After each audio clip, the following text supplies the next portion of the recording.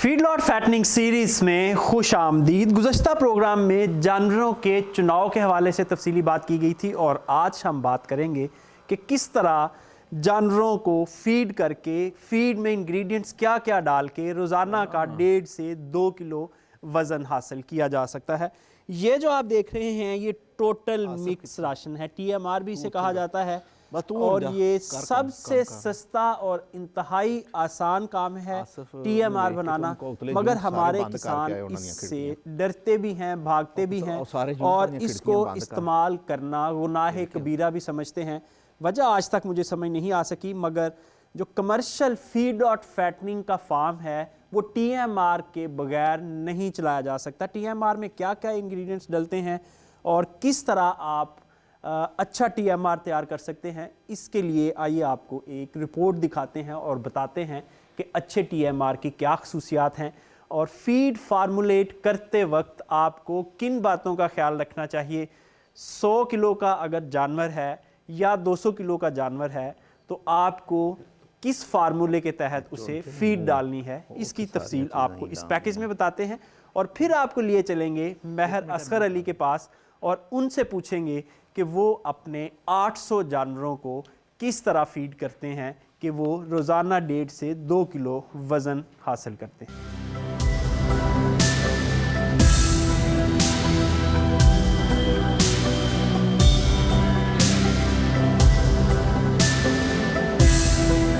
Dry matter यानी खुश्क मवाद प्रोटीन, एनर्जी, मिनरल्स और अज्जाए सगीरा किसी भी जानवर की फीड के बुनियादी इज्जा समझे जाते हैं। इनका मतवाजन इस्तेमाल ही मतलूबा नताइज दे सकता है, यानी जानवर का अच्छा वजन चाहिए तो इनका मतवाजन इस्तेमाल जरूरी है। फैटनिंग फार्म के लिए जानवर के जिस्म के 2.5% के हिसाब से खुश्क मवाद यानी ड्राई मैटर फीड करना होता है, जिसमें 14 से 16% प्रोटीन जबकि 600 से 700 मेगा जूस कैलोरी फी किलोग्राम चारा। इसके अलावा मुनासिब मिकदार में मिनरल्स और अज्जाए सगीरा दरकार होते हैं। फैटनिंग फीड में ये 5 इकसाम के अज्जा इस्तेमाल किए जाते हैं। इनमें से कोई जुज भी कम या ज्यादा हो तो जानवर का मतलूबा वजन हासिल नहीं किया जा सकता।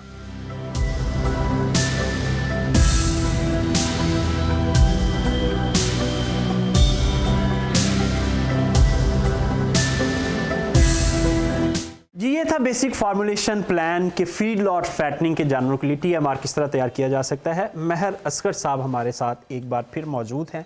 800 जानवरों का पेट पालते हैं और इस छोटी सी मशीन के साथ पालते हैं। उनसे पूछते हैं कि क्या फार्मूला है। अस्सलाम वालेकुम। वालेकुम सलाम। सबसे पहले ये बताएं कि TMR ही क्यों ज़रूरी है। सर, TMR में एक चीज़ तो ये है कि जैसा मौसम होता है या जैसे फसल आती है तो हमेशा उसकी कीमत कम होती है और जब फसल कट जाती है उसके बाद कीमतें यूजुअली बढ़ती जाती हैं। अच्छा, इसमें ये होता है कि हम सीज़न में जो फसल आती है वो हम ख़रीद के रख लेते हैं और उसके लिए हम प्रॉपर स्टोरेज होती है उसकी और प्रॉपर उसको मेंटेन रखते हैं ताकि वो सीज़न के बाद महंगी हो जाएगी, फिर वो फिजिबल नहीं रहती। इसी तरह हम जैसे सैलेज बनाते हैं तो सैलेज हम मक्की का जब सीज़न होता है बहारिया का, वो सिर्फ हम बहारिया में बनाते हैं, दूसरी नहीं बनाते क्योंकि मौसमी नहीं बनाते। मौसमी इसलिए नहीं बनाते कि उसके अंदर दाना कम होता है और डंडल ज़्यादा होता है और जो बहारिया है वो तकरीबन 100 से 120 मन उसमें मकई होती है। ये तकरीबन 40 kg 8 किलो उसमें या 7 किलो दाना होता है। एक तो वो आ गया, उसके ऊपर हम फिर तकरीबन 15-20% और ऐड करते हैं जिसमें गंदम भी होती है, गंदम का आटा और मकई का आटा। तो इस तरह अच्छा, ये इंग्रेडिएंट्स अभी हम सारे पूछते हैं आपसे, उससे पहले मुझे ये आप बताएं कि ये जो आप फीड फार्मूलेट करते हैं। जी सर। ये आम फार्मर समझता है कि ये बहुत महंगी होती है, इससे वो बेहतर है कि सब्ज़ चारा डाल लें और मार्केट से वंडा ख़रीद के डाल लें। तो ये वाला फार्मूला सही रहता है? ये जो TMR आप फार्म पे बनाते हैं ये वाला फार्मूला सही रहता है? देखें, वही बात है कि अगर आपके अपने इंग्रेडिएंट्स हैं तो आपको पता है कि मैं क्या डाल रहा हूँ और वो सस्ते भी पड़ेंगे। अगर आपने वंडा डालना है तो उसमें क्या डाला हुआ है आपको कोई पता नहीं है। अब वंडा जो है वो हमारी जो अपनी चीज़ बनाई हुई है, इसी तरह ही समझ लें कि एक चीज़ आपने घर में खाना बना के खाना और एक होटल से खाना है, आपको पता ही नहीं उसमें क्या है क्या नहीं है। इसी तरह ही जानवर की फीड है। अगर आपने अपने इंग्रेडिएंट्स मिक्स किए हैं खुद अपने हाथों से या अपनी मशीन में, तो आपको पता है मैं क्या डाल रहा हूँ। अगर आप बाज़ार से लेके आते हैं तो उसमें आपको नहीं पता, और फिर हमारी बदनसीबी ये है कि हमारे बेईमानी भी हर जगह पे है, हर फील्ड में है, तो उसकी वजह से हमें वो रिज़ल्ट नहीं मिल सकता जो वनडे में लोग बताते हैं कि जी मेरा वंडा ऐसा है, मेरा वंडा ऐसा है, तो वो रिज़ल्ट हम नहीं ले सकते जो TMR से मिलता है। TMR में मिक्सचर आपने लगाया हुआ है, इसने 15-16 चक्कर देने, और अगर आप मैनुअली इसको मिक्स करते हैं तो वो मिक्सिंग सही नहीं होती। ठीक है। अच्छा, इस पूरे सेटअप के लिए कौन कौन सी मशीनरी चाहिए जो आपके पास फार्म पे होनी चाहिए? इसके लिए आपके पास एक तो मिक्सचर मशीन होनी चाहिए, उसको इसके अलावा बाकी कोई ख़ास चीज़ नहीं है। बाकी तो वो मैनुअल चीज़ें आपने उठानी है, उसके अंदर डालनी है, डाल के उसको चलाना अच्छा, है। सिर्फ एक मिक्सचर आपको सिर्फ चाहिए? एक मिक्सचर मशीन चाहिए बस। वो आपके एनिमल के लिहाज से उसकी कैपेसिटी होनी चाहिए 500 kg की, 300 kg की, 100 kg की, जितने आपके एनिमल हैं उसके हिसाब से आपको चाहिए, जो कि बेहतरीन कंडीशन में सफाई सुथराई में हो, ताकि उसमें कोई किसी किस्म की इंफीरियर चीज़ ना हो, तो उसकी सफाई रखना भी ज़रूरी है। अच्छा, चलें जी, आपने ये सारा स्टॉक रखा हुआ है इंग्रेडिएंट्स का,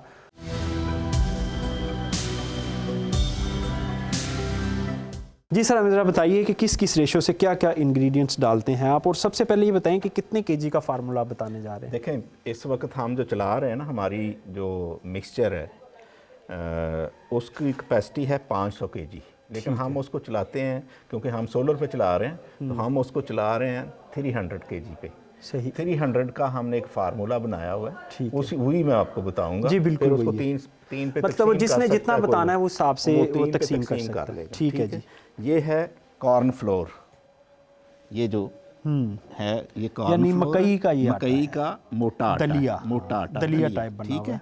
उसके बाद ये सर कितना डालते हैं हम 300 किलो में? ये 300 किलो में हम डालेंगे 65 kg। 65 जिस किलो नहीं 65 टोटल, ये 50 kg ये डालेंगे, 15 kg इसमें गंदम, ये गंदम का दलिया है, ठीक है, ब्रीक ये डालेंगे, ठीक है। और उसमें 12 kg ये कनोला मील कैनेडियन, सही, ये डालेंगे प्रोटीन के लिए।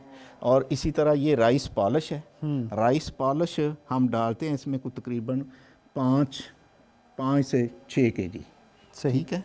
और ये है सोडा बाइकार्बोनेट, जिसे मीठा सोडा भी जी मीठा सोडा जो है, आम खाने वाला मीठा सोडा है, सही ये बहुत महंगा नहीं लेते हम। ये मीठा सोडा जो है ये हम डालते हैं इसमें तकरीबन 300 kg में 1.5 किलो, सही, ठीक है। इसके बाद ये है नमक, ये 2 किलो हम नमक डालते हैं इसमें। और ये है यूरिया, यूरिया को पानी में घोल के तो ये 1.5 किलो हम डालते हैं 300 kg में, सही, ठीक है। इसके बाद ये है DPC, ये 2 kg ये डालते हैं, सही। ये फास्फोरस का सोर्स है, ये फास्फोरस का सोर्स है, ठीक है। अच्छा, इसमें सैलेज जो है, जो दूधिया सैलेज है, दूधिया सैलेज जो है वो हम तकरीबन 160 kg 165 kg डालते हैं 300 kg में, ठीक है। तो इसी तरह ये 300 kg का ये फार्मूला है हमारा। और ये मिनिमम ग्रोथ जो है हर सीज़न में 1 किलो 500 ग्राम देगा आपको। और शीरा है इसमें, शीरा अभी मैंने शीरा कितने डालते हैं? शीरा हम इसमें डाल रहे हैं तकरीबन 10 kg। मौसम के लिहाज से ये ज़्यादा, आप ज़्यादा डालेंगे 12 कर देंगे, गर्मी हो तो फिर इसको 6-7 kg पे ले आते हैं। और सर ये तूड़ी भी आपने रखी हुई है, ये तूड़ी कितनी डालते हाँ हैं? जी, तूड़ी जो है ये हम 6 kg तूड़ी डालते हैं, तकरीबन 2%। 2% हमारा तूड़ी सिर्फ डालते हैं हम, क्योंकि हमारा जो है ना ड्राई मैटर, तो वो ये काफ़ी है। अच्छा, ये बताएं कि सर्दी में आपने एक ये बताया कि आप जो मोलेसिस का इस्तेमाल है शीरे का वो बढ़ा देते हैं, उसके अलावा और कोई ऐसी है इस फार्मूले में चीज़ जो सर्दियों में कम ज़्यादा करते हैं? हम बिल्कुल मेंटेन रखते हैं 12 महीने, कोई और चीज़ नहीं बढ़ाते कम करते, और ना ही हमें कोई ज़रूरत है इसकी। और इसमें जो सस्ती चीज़ होती है वो हम सीज़न में लेके रख। अच्छा, सब्ज़ चारा भी इसमें ऐड कर सकते हैं? जी, सब्ज़ चारा मैं ऐड करता हूँ तकरीबन 20 kg इसी के अंदर ही, 300 केजी में सब्ज़ चारा 20 केजी है हमारा। आपने देखा अंदर हाँ जी, सब्ज़ जो चारा भी है। सब्ज़ चारा जिस सीज़न का भी है, जिस सीज़न का वो मोस्टली मकई बरसीम है। है, स्टल है, नहीं, हम वैसे मकई डाल रहे हैं, जई डाल रहे हैं, लूसन डाल रहे हैं, तो बरसेम बहुत कम डालते हैं। अगर कोई मजबूरी हो तो डाल लेते हैं, वरना मकई हमारी अपनी हम उगाते हैं इतनी को, क्योंकि वो सारी डलनी होती है। 300 केजी में 20 किलो सही। सब्ज़ चारा, और वो बड़ा ज़रूरी है। वो आपके जानवर के स्टोमक जो है ना, उसके अंदर जो टॉक्सिन के इंग्रेडिएंट्स होते हैं उसको वो ख़त्म करता है। यानी सब्ज़ चारा ज़रूरी सब्ज़ है। चारा बहुत ज़रूरी है इसमें। सही। अच्छा सर, ये बताएं कि हमने देखा है कि आप छल्लियों को, जो छल्ली का दाना है, उसको तुक्के समेत कुतर के डालते हैं। जी सर। इसकी क्या वजह है?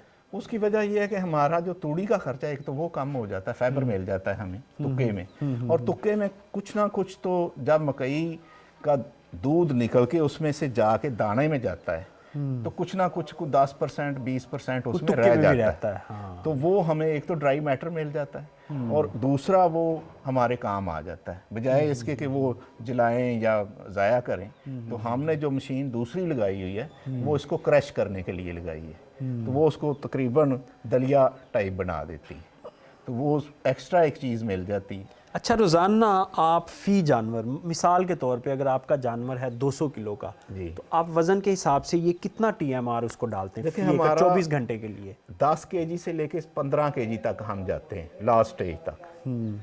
10 केजी 8 केजी से शुरू करते हैं। यानी 200 किलो का जानवर जो है जी वो 8 से 10 किलोग्राम, जी। और जो 300 350 किलो का है वो 15 किलोग्राम। 15-16 किलोग्राम। जैसे जैसे जानवर बढ़ता जाता है, चूंकि ये फास्ट ग्रोथ होती है, तो फास्ट उसको बढ़ाते जाते हैं। जितना वो खाते हैं रात को, फर्ज करें हमने 10 केजी डाला है ना, रात को डाला है, तो चारे में सुबह वो सारा खा गए हैं, तो इसका मतलब है कि उनको और चाहिए, तभी बढ़ेंगे ना। अच्छा सर, फ्री फीडिंग करवाते हैं जितना खा लें? नहीं, फ्री फीडिंग नहीं करवाते हम। 15 केजी से ऊपर नहीं जाते हम। अच्छा, 15 से। अच्छा, ये बताएं कि हमारे कुछ फार्मर्स हैं वो तो 40-40 किलो सब्ज़ चारा डाल देते हैं, तब भी ये ग्रोथ नहीं आती। सर, सब्ज़ चारे में ये सारी चीज़ें थोड़ी होती हैं। आप देखें ना, हम डाल क्या खर्चा रहे तो हैं? उतना ही कर देते हैं। अगर वो 40 किलो डाल रहे हैं सब्ज़ चारा और आप 15 किलो TMR डाल रहे हैं, तो वो खर्चा ज़्यादा नहीं उससे करते। 400 ग्राम भी नहीं होगी, ठीक है। तो हम तो 1.5 किलो से कम लेते ही नहीं है। 1500 ग्राम हमने लेना है इंशाल्लाह। यानी खर्चा भी उनसे कम कर रहे हैं, खर्चा भी कम और कर रहे हैं, वज़न भी ज़्यादा ले रहे जी, हैं। वज़न भी ज़्यादा ले रहे हैं। जी माहर साहब, बहुत शुक्रिया। कहा यह जाता है कि फीडलॉट फैटनिंग एक बिजनेस है जिसको इंडस्ट्री के ऊपर जब तक नहीं चलाएंगे तब तक ये कामयाब नहीं हो सकता। और ये TMR के जितने भी इंग्रेडिएंट्स हैं ये इंडस्ट्री से आते हैं, ये ज़मीन से बहुत कम आते हैं। यानी इंडस्ट्री से प्रोसेसिंग होके ज़मीन की ही अशिया हैं, मसनूआत हैं, फसलें हैं, लेकिन इंडस्ट्री से प्रोसेस होके आती हैं, जिससे ना सिर्फ जानवर का वज़न ज़्यादा बढ़ता है बल्कि इससे जो आपकी लागत है उसमें भी कमी आती है। तो फीडलॉट फैटनिंग का ये असूल याद रखें कि जब तक आप TMR पे जानवरों को नहीं पालेंगे ये बिज़नेस फिजिबल नहीं हो सकता। महर असगर साहब ने इंतहाई अहम राज आपको बताए हैं जिन पर अमल करके आप भी एक अच्छे फीडलॉट फार्मर बन सकते हैं। ये था आज का प्रोग्राम। फीडलॉट फैटनिंग की सीरीज़ के अगले प्रोग्राम में आपको हम बताएंगे कि अगर आप मीट एक्सपोर्टर बनना चाह रहे हैं तो आपको क्या क्या स्टेप्स फॉलो करने हैं और किस तरह आप कामयाबी की सीढ़ियाँ चढ़ सकते हैं। इजाज़त दीजिए, खुदा हाफिज़।